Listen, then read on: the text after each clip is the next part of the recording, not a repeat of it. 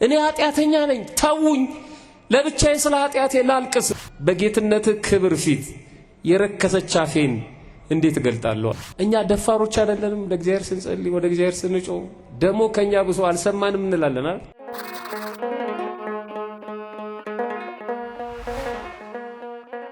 በስመ አብ ወወልድ ወመንፈስ ቅዱስ አሐዱ አምላክ አሜን።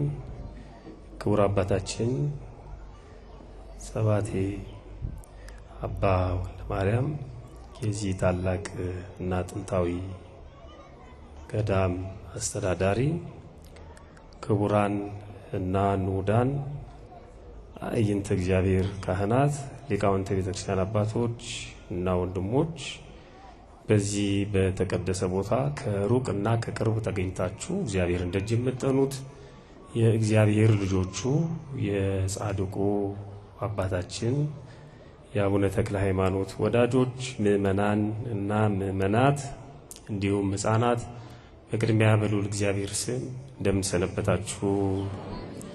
እንደምን አመሻችሁ?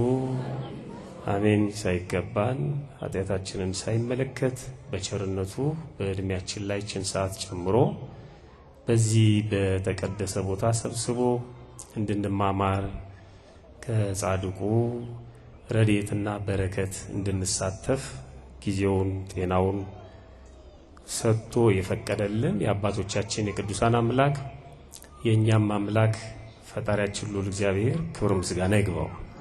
በእውነት እጅግ በጣም እድለኞች ነን። ሁልጊዜም ነው እኔ ይህንን የምናገረው። ለየት ያለ መርሃ ግብር ነው። በየትኛውም ቦታ መለመድ ያለበት ቦታውን የሚያስከብር የቦታውን ቅዱስ የቦታውን ጻድቅ ከምእመናን ሕይወት ጋር የሚያዋህድ እንዲህ አይነት ጉባኤ በጣም መስፋት አለበት። እኛ ደግሞ እድለኞች ነን። እግዚአብሔር ፍጻሜያችንን ያሳምርልን። ኢትዮጵያውያን ሲመርቁ መጨረሻን ያሳምርልን ነው የሚሉትና ስለዚህ የእኛንም መጨረሻ እግዚአብሔር ያሳምርልን። ቅድም ጸባቴ በማሳሰቢያ መልክም ሲናገሩት ስለነበረ ይህንን ጉባኤ በተመለከተ መጠንከር አለብን፣ መጽናት አለብን፣ መቀጠል አለብን። እሱ ብቻ ሳይሆን ማስረከብም አለብን እና ከዛ አንጻር በአጠቃላይ ክርስትናችንን በተመለከተ ትጋታችንን በተመለከተ ለጥቂት ደቂቃ ከኔ ጋር እርፍ ተይዞ ወደ ኋላ ማረስ አይቻልም በሚል ርዕስ እንነጋገራለን ማለት ነው። እስኪ አብረን በለው። እርፍ ተይዞ በሉ። አልሰማውም። እርፍ ተይዞ ወደ ኋላ ማረስ አይቻልም። አዎ ይሄን በልምድ እንለዋለን፣ ግን መጽሐፍ ቅዱስ ላይ ያለ ቃል ነው። በጣም የሚገርም ነው። ኢትዮጵያውያን ንግግራቸው በሙሉ የታረመ የተስተካከለ እና በጣም አጭር በብዙ መልእክት የታጨቀ ነው። አባባላቸው በራሱ ማለት ነው። የሚናገሩት ንግግር በጣም የሚገርም ነው። አሁን መጽሐፍ ቅዱስ ላይ ከሚቀበል ይልቅ የሚሰጥ ምንድነው ይላል? ብፁዕ ነው። መስጠት ነው የሚያስደስታችሁ ወይስ መቀበል ነው? መስጠት ነው። እና ኢትዮጵያውያን ይህንን ሲማጸኑ ወደ እግዚአብሔር ሲለምኑት በመስጠት አይማረሩም። ቢሰጡ ደስተኞች ናቸው። በሚለምኑ ሰዎች አይማረሩም። እንደውም ዛሬ ቤቴ ለምን አልተጎበኘም ነው፣ እግዚአብሔር ለምን አላየኝም ነው የሚሉት። እና በጣም የተማጽኖ ጸሎት አላቸው ከመስጠት ጋር በተገናኘ። ፈጣሪ ሆይ አደራህን ኖሮኝ ለመስጠት አብቃኝ ይላሉ። የሚገርም ነው። አሁን እኛ ለመቀበል ነው፣ አንዳንዶቹም ለመዝረፍ ነው። ደግሞ ስንቀበልም ርኅራኄ የለንም። በጣም በሚገርም መልኩ ሰጪውንም እናንጓጥጠዋለን፣ እንሰድበዋለን፣ እናመዋለን። እግዚአብሔር ይስጥልኝም አንልም። አንዳንድ ሰዎች ያጋጥሟቸዋል። ይለምኗቸውና እግዚአብሔር ይስጥልኝ ስትሏቸው፣ ለነገሩ እኛም ከልብ አይደለም የምንለው። እግዚአብሔር ይስጥልኝ ስትሏቸው እኔ እሱን መቻጣሁት የጠየቁት አንተ ነው ይሏል። እና ለኛ ትክክል ነው፣ ግን በትክክል እንዲህ ነው ወይ የሚሉት ኢትዮጵያውያኑ? ይስጥህ አይደለም የሚሉት፣ ይስጥልኝ ነው የሚሉት። በጣም በሚገርም መልኩ ካለበት ያድርስ። እኔ አሁን መስጠት አልችልም፣ ኖሮኝ ለመስጠት እስኪያበቃኝ ድረስ በኔ ፈንታ በኔ ምትክ እኔም ሆኖ እግዚአብሔር ይስጥልኝ ነው የሚሉት። ይሄን አሜን ብለው ነው የሚቀበሉት። ቅዳሴ ካበቃ በኋላ የሰንበት ዛቲ ይሰጣል። እዚህ ገዳም ነው አይደለም? ይሰጣችኋል አይደለም? እንደ 2 3 ተሰልፋችሁ ብትወስዱ የላችሁ?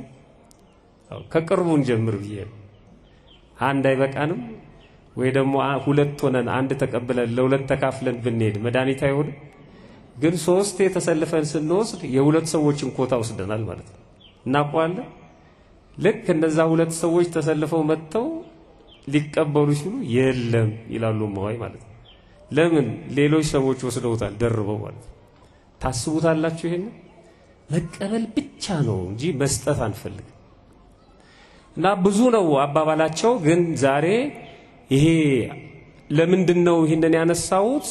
መጽሐፍ ቅዱስን፣ ገድላትን፣ ድርሳናትን ስለሚመለከቱ፣ ሲነበብ ስለሚሰሙ፣ ሲተረጎም ስለሚሰሙ ንግግራቸው በሙሉ ከአንድ መንገደኛ ተራ መናፍቅ ጥቅስ የኔ እናት ቡና እየጠጣች ከባልንጀሮቿ ጋር የምትናገራቸው ንግግሮች መጽሐፍ ቅዱሳዊ ናቸው። በጣም የሚገርሙ ናቸው።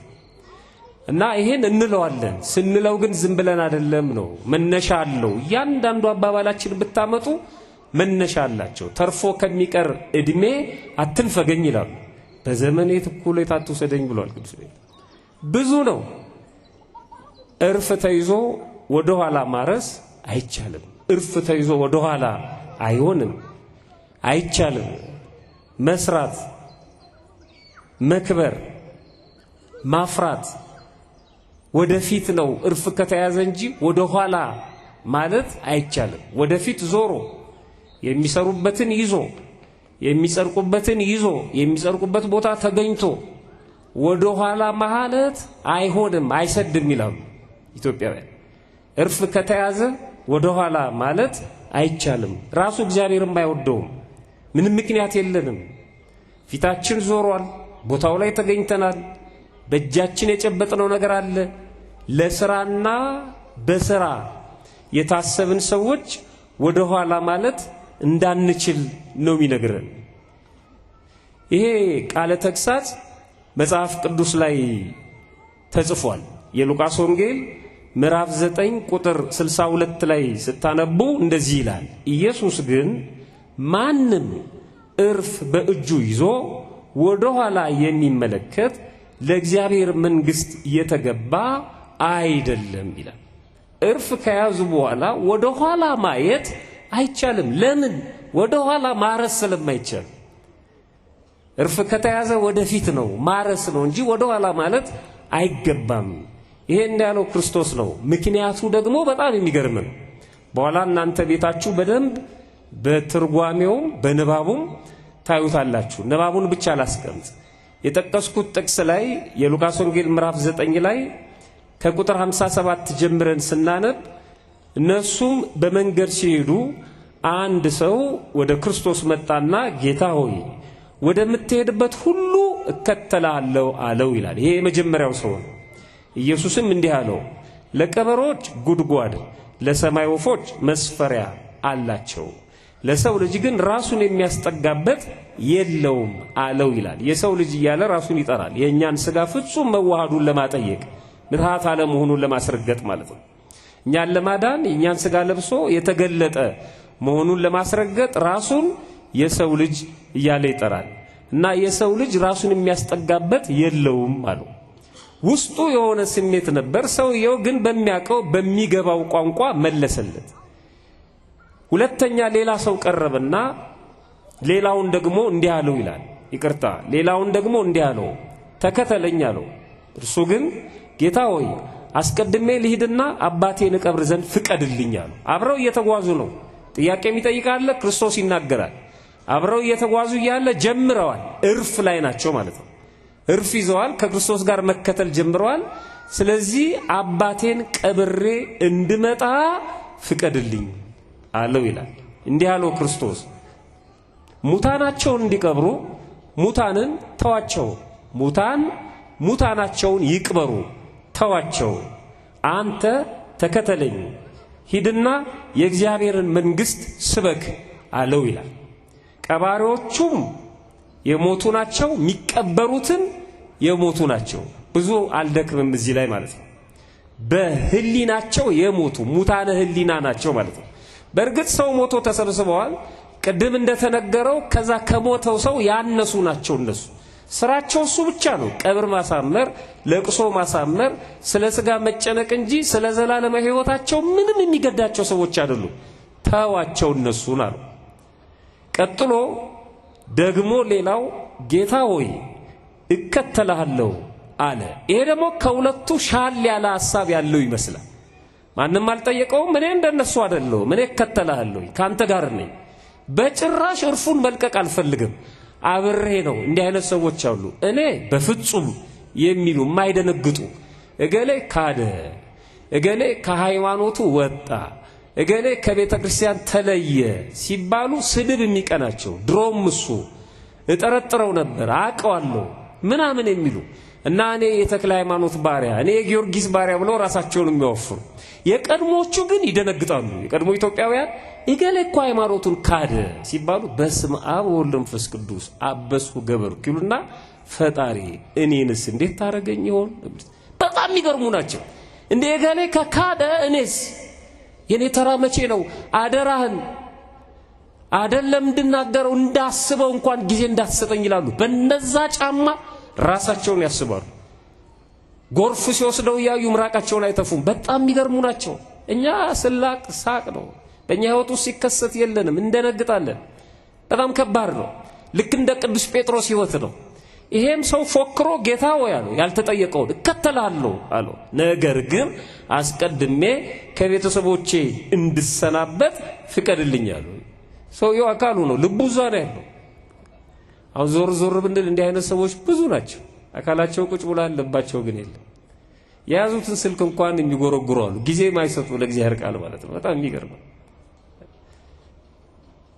በአካል ብቻ የተገኙ ልባቸው ግን የራቀ በልባቸው የማይሰሙ ሰዎች ብዙ ናቸው። እግዚአብሔር ልቦና ያስጠለውላችንም።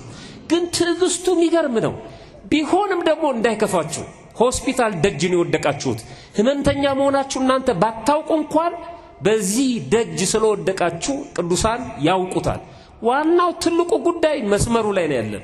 ይሄንንስ ማን አይቶት? በእውነት ሌላ ሰው እኮ ሌላ ቦታ ነው ያለው። ልባችንን ባናመጣው አካላችን ከመጣ ራሱ በቂ ነው። ተስፋ መቁረጥ አያስፈልግም። ራሳችንን መፈተሽ፣ ራሳችን መደንገጥ፣ ወደ ውስጥ ማሰብ፣ ምንድነው የሚባለው? ምንድነው ምሰማው ማለት መለመን፣ መማጸን። ቤተክርስቲያን የቸርነት ቤት ስለሆነች ማለት ነው። ግን ቆይ አለ፣ ቆይ ቤተሰቦቼን ልሰናበታቸው ፍቀድልኝ አሉ። ኢየሱስ እንዲህ አለ ይላል፣ ማንም እርፍ በእጁ ይዞ ወደ ኋላ የሚመለከት ለእግዚአብሔር መንግስት የተገባ አይደለም። እንዴት እንዲህ ታስባለህ? እከተልሃለሁ እያልክ አብረኸኝ እንደምትሆን በአንደበት እየተናገርክ ፍቀድልኝ ቤተሰቦቼ። እዛ ሄዶ የሚያጋጥመው ምን እንደሆነ ምን ያውቃል? ዝም ብሎ አስፈቅዶ ትቶ መምጣት እኮ አይቻልም። በቃ ደናው ነው ክርስቶስን ልከተል ነው ቢል እሺ የሚለን ሰው አለ እንደዛ? ለመመጽወት ስናስብ፣ ንስሐ ለመግባት ስናስብ፣ የቀማነውን ለመመለስ ስናስብ፣ ሌሎች ሰዎችን ስናማክር ከባድ ነው እንቅፋቱ። በጎ ነገር ለመስራት ማማከር አያስፈልግም፣ መወሰን ነው። እንዲህ አሁን ራሱ እንኳን ደውለን ጓደኛችን ጋር ወዴት እየሄድክ ነው ቢለን ወደ ተክለ ሃይማኖት፣ አረረ ቆይ የቱ ጋር ነው ያለው? እዚህ ቦታ ናና ገሌ መጥቷል እኮ ነገ እንሄዳለን ሊለን ይችላል። በጣም ከባድ ነው። ነገ አስቀድሳለሁ ብለን ብንደውል ይዞት የሚመጣው ጉዳት ቀደም ነግረውናል ጸባቴ። ሁሉንም ነገር እመቤታችን በልቧ ምን ታደርገው ነበር? ታኖረው ነበር። በውስጥ ማስፈቀር ነው። እግዚአብሔርን ማወጅ አያስፈልግም። ሱባኤ ልገባ ነው ብሎ ያውጃል። በቃችን ዓመት በንስሐ ነው የምኖረው ብሎ ያውጃል። በቃ ይሄን ጸሎት ልጀምር ነው። እንዴት ነው? ጥሩ አይደለም ይላል። 150ውን ዳዊት በቀል ልደግም ነው። ጥሩ ነው አይደለም ብሎ ያማክራል። በቃ እንደዚህ ላደርግ ነው። ከባድ ነው። ሰይጣን ከኛ ልብ ወጥቶ ወይም ደግሞ ስናስቸግረው በሌላው አካል ላይ አድሮ ይጠብቀናል። የት እንደምንሄድ ስለሚያውቅ ማለት ነው። እና የሚጠብቀው ምን እንደሆነ አያውቅም። ግን ልሂድ አለ፣ አይሆንም አለው። ወሳኙ እሱ ስለሆነ ግን ነገረው። ማንም እርፍ በእጁ ይዞ ወደ ኋላ የሚመለከት ለእግዚአብሔር መንግስት የተገባ አይደለም። ከመነነ በኋላ ወደ ዓለም የሚመለስ የለም። ወደፊት ነው። የእግዚአብሔር መንግስት የቀናች ርትዕት በፊት ለፊታችን ያለች ወደ ኋላ እንደ ውሻ ትፋት እየተመለስን ምናገኛት አይደለች። አሁን ያለነው ዘመነ ድህነት ውስጥ ነው። አዲስ ኪዳን ውስጥ ነው ያለነው። ወደ ኋላ ተመልሰን ምንወርሳት አይደለች፣ ወደ ፊት ነው። ይሄንን ነው የነገረን። በዋናነት ጠቅለል አድርገን ስናስቀምጠው ቀቢጸ ተስፋ ላይ ነው።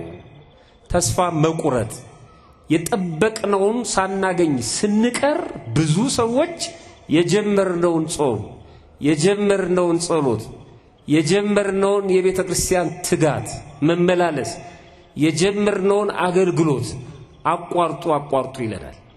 በዚህ አውደ ምሕረት ላይ ቢሆን ማለት ነው አዘጋጆቹ እኛ እኮ የጠበቅነው እንዲህ ነበር ግን እንዲህ ነው የሆነው ይላል ሰይጣን።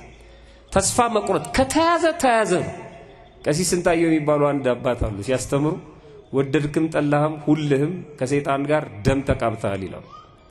ደም የተቃባ ሰው ደግሞ ከባድ ነው። ከሰይጣን ጋር ደም ተቃብተናል፣ ርስቱን ቀምተናል፣ አይለቀንም፣ ይከታተለናል። የሚጠብቀን አያንቀላፋም እንጂ በፍጹም ዞር ካልን ያልቅልናል። እንደነገረን ሐዋርያው ማለት ነው። የሚውጠውን ይፈልጋል፣ መቅረብ አይችልም፣ በዙሪያው እየዞረ ያገሳል። የማስደንገጫ ድምጽ መልእክት ይልካል። ሳትካልን ሊውጠን ማለት ነው። እንዳንበሳ ነው፣ እንደ ተራባ አንበሳ ነው ብሎ ነግሮናል። ምንም ተስፋ መቁረጥ አያስፈልግም። ብዙ ሰዎች እንደዚህ ናቸው። እንዲህ ነች እንደ ቤተ ክርስቲያን በአንድ ሰው ጫማ ይለኳታል። እንደዚህ ነው እንደ የቤተ ክርስቲያን ሥርዓት በአንድ ሰው ንግግር ይለኩታል። በጣም በሚደንቅ መልኩ ቤተ ክርስቲያን ተሰርታ አልቃለች። በቤተ ክርስቲያን ውስጥ የሚደረገው ማንኛውም ነገር ሌላ ቦታ እንደሚደረገው ሰዎች ደስ ስላላቸው ገልጦልኛል በርቶልኛል ስላሉ አይደለም። ሁሉም አልቋል። ሁሉም ነገር በቤተ መቅደስ ውስጥ የሚከናወነው አልቋል። በቅድስቱ የሚከናወነው አልቋል። በቅኔ ማህሌት የሚከናወነው አልቋል። በአውደ ምሕረቱም የሚከናወነው አልቋል። አሁን እኛ ገርን ለመስማት አዲሶች አይደለንም። ልብ አድርጉ። እዚህ ቦታ ላይ እንዲጀመር ተደረገ እንጂ የነበረ ነው። አባቶቻችን ይሄን ነበር ሲያስቀጥሉ የነበረው። አሁን እንደ እብድ የሚጮህ ሰባኪ ባልነበረበት ሰዓት ይሄን እየሰሙ ትርጓሜውን እየሰሙ ነው ሃይማኖታቸውን ያጸኑት። ማንም ሰው ቅኔ ማህሌቱ ላይ የፈለገውን መናገር አይችልም። ፍሬም አለ። የዕለቱ፣ የሳምንቱ፣ የወቅቱ መዝሙር አለ። ማንም ደስ ያለውን መቀደስ አይችልም። ማንም ሰው እንደፈለገ አውደ ምሕረቱ ላይ ማክሳት አይችልም። የሆነ አዳራሽ ውስጥ ግን እንደፈለገ ሊያገሳ ይችላል። በልቶ ጠጥቶ ተነስቶ ሊያገሳ ይችላል። ጾሙ ጸልዮ ሱባኤ ገብቶ አይደለም። የተናገረውን ነገር በሙሉ በመስማት መደንገጥ አያስፈልግም። ተስፋ መቁረጥ አያስፈልግም። ተስፋ መቁረጥ በህይወታችን ውስጥ ከመጣ በጣም ከባድ ነው። በነገራችን ላይ ራሱ አባባልም አለ። ክርስቲያን ምን አይልም ነው ይባላል፣ ተስፋ አይቆርጥም። ለምን? ራሱ ክርስትና ምን ስለሆነ ነው? ተስፋ። አንድ ሰው እኔ ክርስቲያን ነኝ እያለ ተስፋ ከቆረጠ ክርስቲያን አይደለም ማለት ነው። በተስፋ መቁረጥ ውስጥ ያለን ሰዎች የመጨረሻ ከባዱ ፈተና የሰይጣን ቀቢጸ ተስፋ ነው። ሰውን ተስፋ ማስቆረጥ። በቃ እኔ የምጸልየው ጸሎት ወደ ቤተክርስቲያን ሄድኩ፣ ጸለይኩ፣ እንደዚህ ያደረኩ ምንም ዋጋ እቺም ሀገር እቺም ቤተክርስቲያን ምንም ዋጋ የላትም ብለው የሚያስቡ ሰዎች አሉ። በጭራሽ። ሁለት ምሳሌዎችን ላንሳና ትምህርቴን ላጠቃል እንደ ማሳያ። አንዱን መጽሐፈ ስንክሳር ላይ ያለ አንድ ታሪክ ባጭሩ እናገራለሁ። ሁለተኛው ከመጽሐፍ ቅዱስ ነው፣ የቅዱስ ጴጥሮስ ሕይወት ነው። በዚህ በዮሐንስ ወንጌል ምዕራፍ 21 ላይ እንዲህ የሚል ቃል አለ። ከዚህ በኋላ ኢየሱስ በጥብርያዶስ ባህር አጠገብ ለደቀ መዛሙርቱ እንደገና ተገለጠላቸው። እንዲህ ተገለጠላቸው። ስምዖን ጴጥሮስ ለመገለጡ ምክንያት የነበረውን ሲነግረን ስምዖን ጴጥሮስ፣ ዲዲሞስ የሚባለው ቶማስ፣ ከገሊላ ቃና የሆነው ናትናኤል፣ የዘብዴዎስ ልጆች ከደቀ መዛሙርቱ ሌሎች ሁለት በአንድነት ነበሩ። ስምዖን ጴጥሮስ አሳ ላጠምድ ይሄዳለሁ አላቸው። እነሱም እኛም ካንተ ጋር እንመጣለን አሉት። ወጥተውም ወደ ታንኳው ገቡ ይላል። ይሄ ከባድ ተስፋ የመቁረጥ ውሳኔ ነው። የማቴዎስ ወንጌል ምዕራፍ 4ን ስታነቡ በጣም በሚገርም መልኩ ከዚህ በኋላ ሰውን ታጠምዳላችሁ እንጂ አሳ አታጠምዱም። በተለይ የቅዱስ ጴጥሮስን ሕይወት ስንመለከት ቅዱስ ጴጥሮስን እንዴት አድርጎ እንደጠራው ሲነግረን አሳ እያጠመደ በታንኳ ላይ መረቡን ወርብሮ ከባህር አሳ እያጠመደ በነበረበት ሰዓት ና ተከተለኝ፣ ከዚህ በኋላ በወንጌል መረብነት ከዓለም ባህር ምእመናንን እንደ አሳ ታጠምድልኛለህ፣ ድህነት የሚገባቸው ወደ እኔ ታቀርብልኛለህ ና አለው ይላል። መረቡንም ታንኳውንም ወርውሮ ተከተለው ይላል። ይህን ረስቶታል። ብዙ ጊዜ ስለተነገረን ወደዛ አልሄደም። በመያዙ በመገረፉ በመሰቀሉ በመሞቱ የነገራቸውን ነገር በሙሉ ረስተው እንደሚነሳ ሳያውቁ ተስፋም ሳያደርጉ ጠብቁ የተባሉትን ሁሉ ዘንግተው መነሳቱን ስላላወቁ በቃ ምን ዋጋ አለን እንከተለው የነበረው ለዚህ ነው ማለት ነው። የለም እኮ ትቶን ሄዷል። ያ ሁሉ ተምኔታችን መና ሆነ። እንደውም አሳማጭ ሆነ። ቅዱስ ጴጥሮስ ቢገርም ነው። በሉ እንግዲህ እኔ አሳ ወደ ማጥመዴ ልሄድ ነው አላቸው። እንዳታጠምድ ሰው ታጠምድልኛለህ ያሉን ወደ ኋላ የሚከተለኛል አለ። እኛም ካንተ ጋር እንመጣለን አሉ። መረባቸውን ያዙ፣ ወደ ጣሉት ስራ ገቡ ማለት ነው። አንብቡት ወደታች። በጣም ነው የምታዝኑት። ሌሊቱን ሙሉ ደከሙ ይላል። አንድም አሳ መያዝ አልቻሉ። ተስፋ ቆርጦ እግዚአብሔርን ጥሎ መሄድ እንደዚህ የተነገራቸውን ሁሉ ዘንግተው ማለት ነው። አሳዎቹ ሳይኖሩ ቆርተው አሉ። አሳ የማጥመድ ብቃት አንሷቸው ነው ያደጉበት ነው። የባህር ላይ ጥበብ አሳ የማጥመድ ጥበብ የተካኑበት ነው። ግን አልቻሉም። ከማጋር ስላልወጡ ነው። እግዚአብሔር ትተውታል። እግዚአብሔር ረስተውታል። እግዚአብሔር የሚገርም አምላክ ነው። እንደተቸገሩ አውቆ እንደገባችሁ ውጧት ራሳችሁ ተወጧት ሳይል ጌታችን መድኃኒታችን ኢየሱስ ክርስቶስ እንደገና በመካከላቸው ተገኘና እንዲህ አላቸው። በነጋ ጊዜ ኢየሱስ ሌሊቱን ሙሉ ደክሞ ማለት ነው በባህር ዳር ቆመ ይላል። ፈልጓቸው መጣ። ትተውት ቢሄዱ አልተዋቸው። አጠገባቸው ቆመና ከባድ ጥያቄ ጠየቃቸው። እነሱ ኢየሱስ መሆኑን አላወቁትም ይላል። ከዛ ልጆች ሆይ አላቸውና አንዳች የሚበላ አላችሁን አላቸው። በጣም ከባድ ጥያቄ ነው። እቺን ቤተክርስቲያን ትታችሁ የሄዳችሁ ሰዎች ምን ጠይቃችሁ ጥያቄ ይሄ ነው። የሚበላ አግኝታችኋል? ተውት ለሌላው መትረፍን ለራሳችሁ የምትበሉት አግኝታችኋል? ጤና የሚሆናችሁ የሚያረጋጋችሁን መኖሪያችሁን አግኝታችኋል? ጊዜያዊ ሊሆን ይችላል፣ ዘላለማዊ የምትበሉት አላችሁ ወይ? አይደለም ገበያ ወስዶ መሸጥ፣ አይደለም ቤተሰቦቻችሁን የምትመግቡት የምትበሉት አገኛችሁ? ለዕለት ጉርሳችሁ አገኛችሁ ወይ? ትታችሁኝ ሄዳችሁ ነው እያላችሁ ያለው። አገኛችሁ? መለሱለት እንዲህ ብለው ጌታ ሆይ ልጆች ሆይ አንዳች የሚበላላችሁን አላቸው። የለንም ብለው መለሱለት ይላል። ሰው ተስፋ ከቆረጠ እግዚአብሔርን ከጣለ በአገልግሎቱ መጥፎ ስሜት ከተሰማው ክርስትናውን በውስጡ ማንቋሸሽ ከጀመረ ምንም የለውም፣ ባዶ ነው።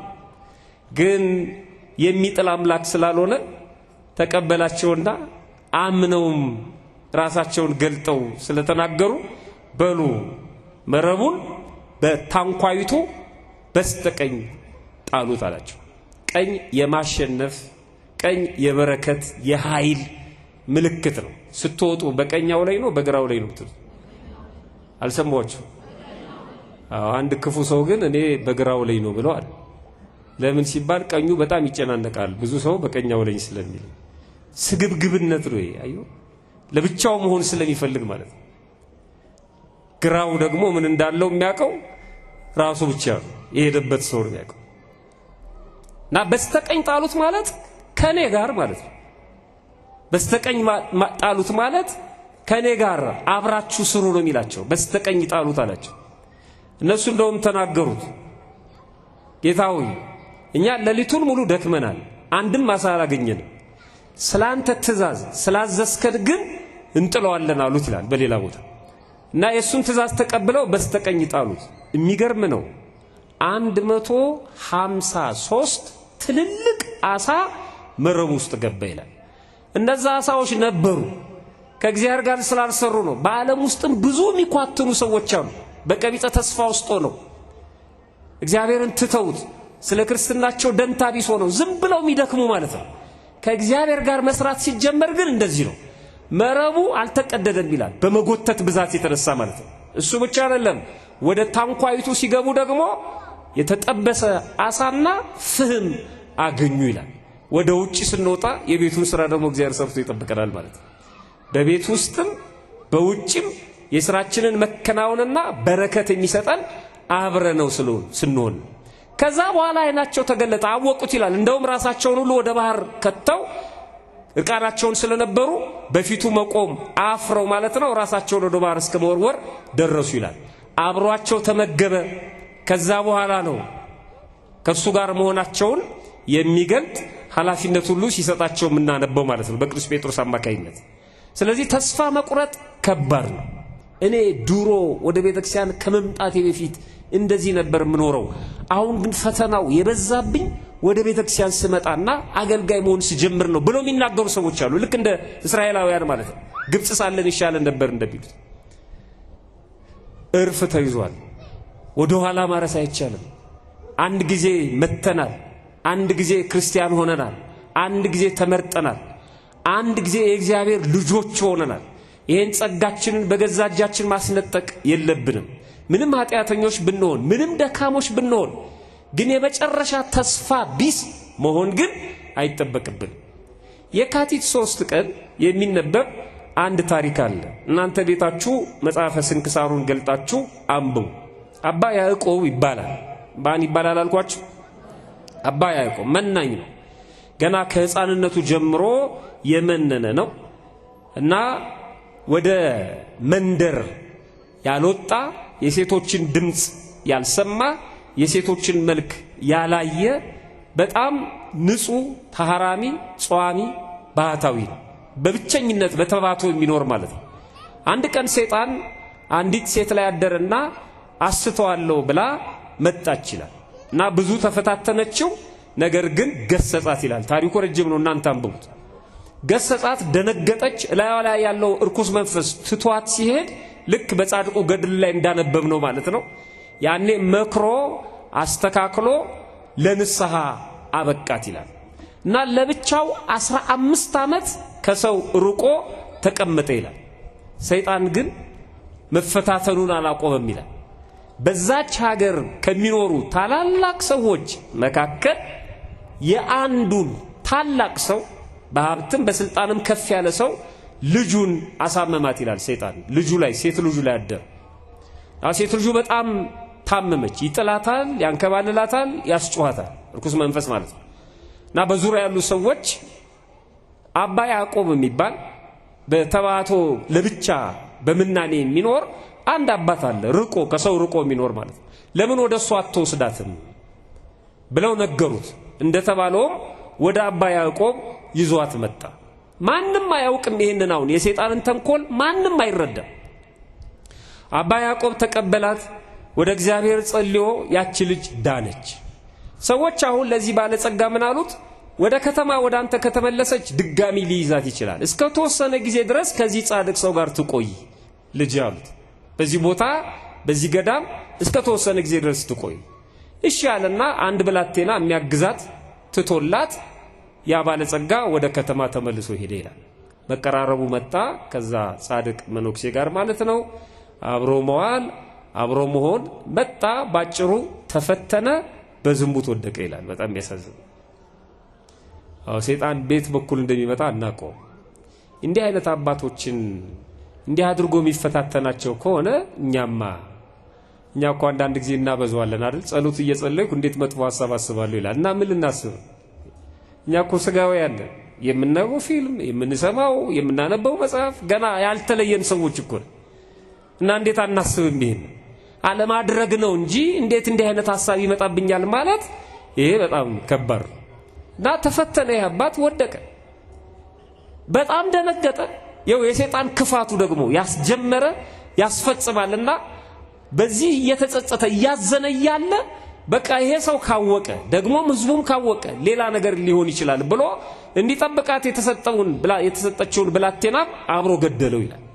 እሷ ጋር በዝሙት ወደቀ፣ እሱን ገደለው። ከዛስ ከባቱ ከዛ ለብቻው ከሚኖርበት ዋሻ ወጥቶ ወደ ከተማ ጉዞ ጀመረ ይላል። በቃ ከዚህ በኋላ ምን ዋጋ አለኝ? ከእግዚአብሔር ጋር መኖር ጀምሬ ነበር ግን አልቻልኩም። ስለዚህ አንደኛዬን በዓለም ውስጥ ብኖር ይሻላል ብሎ ጠፋ ይላል። እግዚአብሔር አንድ ሌላ ጻድቅ መነኩሴ ላከለት ይላል በመንገድ ላይ እና ተስፋ ቆርጦ እየተራመደ ያለ ወዴት ነው የምትሄደው? ሰላምታ ካቀረበለት በኋላ ያባት ወዴት ነው የምትሄደው? ፊት ጥሩ አይደለም፣ አዝናል፣ ምን ሆነሃል? የነበረውን ነገር በሙሉ ነገረው። እኔ አልረባም፣ እግዚአብሔርን አሳዝኘዋለሁ፣ በደለኛ ነኝ። ስለዚህ ከዚህ በኋላ እኔ እዚህ ምንም ላደርግ አልችልም ብሎ ልክ ተስፋ ስንቆርጥ ምን እናገረውን ነገር ማለት ነው። አንዳንድ ሰዎች መሄድ መሞት ይሻላል ይላል። እዛ የሚጠብቀን ታውቀዋለህ። ከሞትም በኋላ ያዘጋጀነው ነገር አለ አይደለም? ለመሞት ቦታ ለመቀየር እንኳን አይደል? ከሀገር ወደ ሀገር ለመሄድ እንኳን ማን አለ እኮ ነው ምን ምንም ያላዘጋጀነው ቦታ እንዴት ይሆናል እንዴ? ልሞት ወይም ሊሄድ እናፍቃለሁ ያለው ቅዱስ ጳውሎስ እኮ ስራ ሰርቶ ጨርሶ እኮ እንጂ አኩርፎ አይደለም፣ ተነጫጭቶ አይደለም። በጣም ከባድ ነው። ያላየነውን ነገር መመኘት በጣም ከባድ ነው። መነኩሴው እንዳለው ነው። ሞትን በጣም እፈራለሁ ሲል መነኩሴው አንድ ወጣት እንደ እርሶ እኮ መነኮሱ ማለት ሞቱ ማለት ነው፣ እንዴት ሞት ይፈራሉ አላቸው። ወይ አንተ እንደምታስበው ቢሆን አልፈራውም፣ የነፍስ ከስጋ መለየት ብቻ ቢሆን። በሞት ውስጥ ግን ምን አለ? ነፍስ በእግዚአብሔር ፊት ትቀርብና የት ነበርሽ? ምን ስትሰሪ ነበር ትባላለች። እኔ የምፈራው የነፍስ ከስጋን መለየት አይደለም፣ በእግዚአብሔር ፊት መቅረቡን ነው አሉት። እሱን እኮ ነው ሞት የምናስብ ሰዎች ይሄንን የምናስቡ በእግዚአብሔር ፊት እንቀርባለን እኮ። ምንድነው ምንለው? በጣም ከባድ እኮ ነው። እና ተስፋ ቆርጦ እየተራመደ ያለ ይሄን ጻድቅ መነኩሴ ላከለት፣ ነገረው፣ በጣም አዘነለት፣ አጽናናው። እግዚአብሔር እኮ መሐሪ ነው፣ አንተ እንደምታስበው አይደለም። ልክ ነው፣ ይሄ ከባድ በደል ነው፣ ግን መሐሪ ነው። ለሞቱትም ለኛም የሚያስብ ነው። የሞቱት በግፍ ቢሆን እግዚአብሔር ነፍሳቸውን ይቀበላል፣ ከስጋቸው ጋር ምንም እንትን የለውም። የጻድቃን የሰማዕታቱን አሟሟት ስንመለከት በመጋዝ ተሰርትረዋል፣ ወደ እሳት ተጥለዋል፣ ለአናብስት ተሰጥተዋል። በጣም ከባድ የከፋ ሞት እኮ ነው፣ ግን ይመጣሉ፣ ይነሳሉ። ስለዚህ ለቋሚውም ለሟቹም የሚያስብ እግዚአብሔር አለ። ይሄ አካሄድ ግን አይጠቅምህም፣ ለማንም አይጠቅምህም። ብትመለስና እግዚአብሔርን ብትማጸነው ነው የሚሻለው። እንዴት አለው? ነገረው። በሥርዓቱ መሰረት ቀኖና ሰጥቶ አሰናበተው ይላል። እና በጣም በሚገርም መልኩ ራሱን ደብቆ ወደ አንድ ተራራ ወጣ ይላል። የተሰነጠቀ ሰርጥ ውስጥ በአለት ስንጣቂ ውስጥ ማለት ነው። ምንም እንዳያይ እዛ ውስጥ ገብቶ እንዳይመቸው፣ እንዳይቆም፣ እንዳይቀመጥ ሆኖ ማለት ነው። እያለቀሰ እጁን ዝም ብሎ ሰዶ በሰንበት ስራ ስር እየቀመሰ በጾም በጸሎት 30 ዓመት ቆየ ይላል። ማረኝ እያለው እግዚአብሔር በድያለሁ፣ አሳዝኛለሁ። በዚህ በ30 ዓመት ውስጥ ምንም ምልክት አላየም ይላል። እግዚአብሔር ጨካኝ ነው እንዴ? እንዴት ዝም አለው?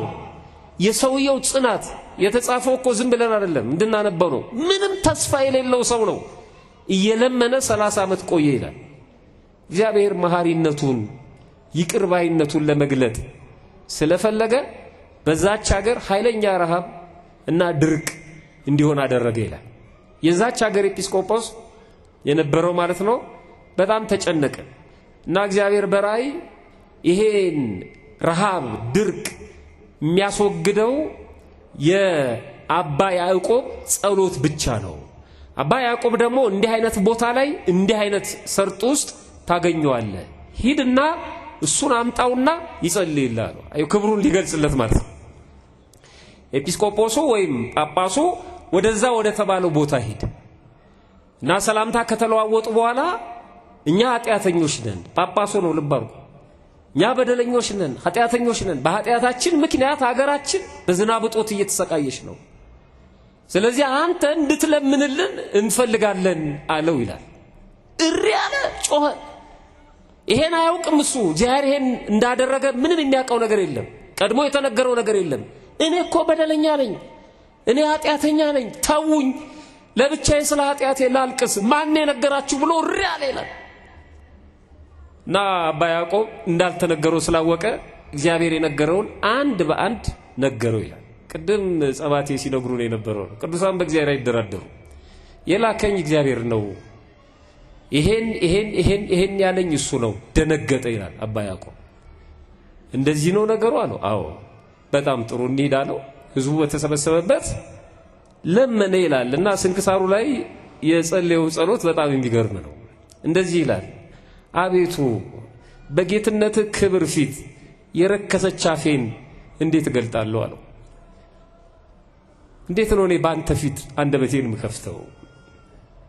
እኛ ደፋሮች አይደለንም? ለእግዚአብሔር ስንጸልይ ወደ እግዚአብሔር ስንጮህ ደሞ ከኛ ብሶ አልሰማንም እንላለን አይደል? ትቶኛል ረስቶኛል እንላለን። በጣም የሚገርም እኮ ነው። 15 ዓመት በፊቱ እሱ በኃጢያቱ ምክንያት ጠፋ ብንል 30 ዓመት ሰርጦ ውስጥ ምንም ሳይቀምስ ሰው ሳያይ ዝናብ ፀሐይ ብርድ እየተፈራረቀበት ወደ እግዚአብሔር ደጅ እየጠና ለምን አላናገርከኝም ሳይለው በዚህ ሁኔታ ብሞት ይሻላል ብሎ ወስኖ ማለት ነው ከብዙ ነገር ውስጥ ስላዳነው እንዴት ነው እኔ ባንተ ፊት አንደበቴን ምከፍተው አለው። ምክንያቱም እርሱ ስላዘዘው ነው ይጸልይላችሁ ስላለ ማለት ነው። ይጸልይላችሁ ያልከው አንተ ነህ። እንዴት ይጸልይላችሁ ትላለህ ነው ያለው እግዚአብሔር። እንዴት እንዴት ይጸልይላችሁ ትላለህ? አቤትኛ ብንሆን እገሌ ይጸልይልሽ ብንባል አረ ሳንባል እኔ ይጸልይልሻለሁ ምን ሰዎች አለን አይደል? ነግርልሻለሁ ችግር የለም ለተክለ ሃይማኖት እኔን እኮ የሚሰሙኝ እንደ ሰው ነው ይላል። አንተ ለይተው እንዴት ይሰሙዋል? እንዴት እሱ ላይ ሰሙት? አቤቱ በፊትህ በጌትነት ክብር የረከሰች አፌን እንዴት እገልጣለሁ? በኃጢአቴ ብዛት የጠቆረ ፊቴንስ እንዴት ቀና አደርጋለሁ? ነገር ግን እንደ ይቅርታ ገናንነት እንደ ቸርነትህ ብዛት ሕዝብህን ይቅርበል አንተ መሐሪ ይቅርባይ ነህና አለው ይላል። ያን ጊዜ ወዲያውኑ ዝናብ ዘነበ ይላል። ዝናብ የምህረት ምልክት ነው። ሁሉም ቦታ ላይ ልክ ናቸው ሰማት። ያኔ ዝናቡ ዘነበ ለምክንያት ነው። ያ የተደረገው ረሃብ ድርቅ ሁሉ ተወገደ ይላል። ያኔ ተሰወራቸው እሱ ይህን ግዳጁን ከተፈጸመ በኋላ ሩቆ ሄዶ ተጋድሎውን ቀጠለ ይላል። በዚሁ ተጋድሎው እድሜ ጠግቦ በክብር አረፈ ይላል። በረከቱ በሁላችን ላይ ድሮ ይኖር። መቼ? የካቲት 3 ቀን። ስለዚህ በጭራሽ ተስፋ መቁረጥ አያስፈልግም። ኃጢአት ብንሰራ ንስሐ አለልን። ብንፍገመገም የሚያነሳን፣ ብንወድቅ የሚያነሳን እግዚአብሔር አለልን። ሌላ አማራጭ የለንም። እርፍ ይዘናል። ወደ ኋላ መመለስ አንችልም። በጭራሽ ሌላ አማራጭ የለንም። ክርስቲያን ከሆነን በኋላ በክርስትናችን መራመድ ከጀመርን በኋላ ወደ ኋላ ብንመለስ የሚብስብን እኛ ነን፣ ቤተሰቦቻችን አይደሉም። እንደውም እምነቴን እክድልሻለሁ የሚል ሰው አለ፣ እክድልሃለሁ የሚል ሰው አለ። ለእኛ ነው የሚብስብን። በጣም ከባድ። ሌላ አማራጭ የለንም። እርፍ ይዘናል። ወደፊት ዞረናል። ብንወድቅም እንነሳለን። መጽሐፍ ቅዱስ እንደዚህ ነው የሚለው፣ ጠላቴ ሆይ ብወድቅ እነሳለሁ፣ በጨለማ ብቀመጥም እግዚአብሔር ብርሃን ይሆነኛል፣ በእኔ ላይ ደስ አይበልህ። ትንቢተ ሚክያስ ምዕራፍ 7 ማለት ነው። ስለዚህ ምንም ተስፋ መቁረጥ አያስፈልግም። እርፍ ይዘናል። እኛ የቤተ ክርስቲያን ልጆች ነን። እኛ የአባታችን የአቡነ ተክለ ሃይማኖት ልጆች ነን። የውስጥም የውጭም ፈተና ይመጣል፣ አለ፣ ይኖራል። በውስጥ እንፈተናለን። በቤተሰብ መካከል ፈተና አለ፣ በመንደራችን ፈተና አለ፣ በሀገራችን መካከል ፈተና አለ፣ በቤተ ክርስቲያን ፈተና አለ፣ በቤተ ክርስቲያን ውስጥ ፈተና አለ። ግን እርፍ ይዘናል። ወደፊት ማረስ ብቻ ነው። መቆም እንኳን አይፈቀድም። የተከለከልነው ምንም የለም። ማስቀደስ፣ ቅዱስ ሥጋውን ክቡር ደሙን መቀበል፣ ንስሐ መግባት፣ ገድሉን መስማት፣ መማር፣ መዘመር፣ ማመስገን፣ ሌላውን ተዉት። በፍርድ አደባባይ መልስ ይመልሳል። የቤተ ክርስቲያኑ ጉዞ አይቋርጥም። ሙሴን ያለውን ሰምታችኋል። የኤርትራ ባህር ላይ ደርሶ ህዝቡ ሲያጉረመርምበት የኤርትራን ባህር መሻገር ሲያቅታቸው የፈርዖን ሰራዊት ከኋላ ሲመጣ ሙሴ እግዚአብሔር ላይ ሲጮህ እንዴት አደርገዋለሁ ይህን ህዝብ ሲል፣ ህዝቡ ደግሞ ሙሴ ላይ ሲጮህበት እግዚአብሔር ይል ልታስበላን ልታስፈጀን ሲሉት ምንድን ነው ያለው እግዚአብሔር? ስለምን ትጮህብኛለህ? ለህዝቡ ተናገር፣ ጉዟቸውን እንዳያቋርጡ፣ እስራኤል እንዲጓዝ ንገር፣ እንዳያቋርጡ። ከኋላ የፈርዖን ሰራዊት ቢመጣም ከፊት ለፊት ባህር ኤርትራ አላሳልፍም ቢልም ጉዞው ግን አይቋርጥም። አንተ እጅን አንሳና ባህሩን ምተዋለው። እግዚአብሔር መንገድ አለው። ጉዟችሁን እንዳታቋርጡ፣ ክርስትናችሁን እንዳታቋርጡ፣ ጸሎታችሁን እንዳታቋርጡ፣ ንስሐ መግባታችሁን መቆረባችሁን እንዳታቋርጡ በጎ ስራ መስራታችሁን በጎ ቅን ሐሳብ ማሰባችሁን እንዳታቋርጡ ይልቁን ይሄንን የዕለተ ዓርብ ጉባኤ እንዳታቋርጡ ፈጣሪያችን በቸርነቱ ሰምቶ ከመጥፋት ያድነን እርፍ ተይዞ ወደ ኋላ አይታረስም ይቆየን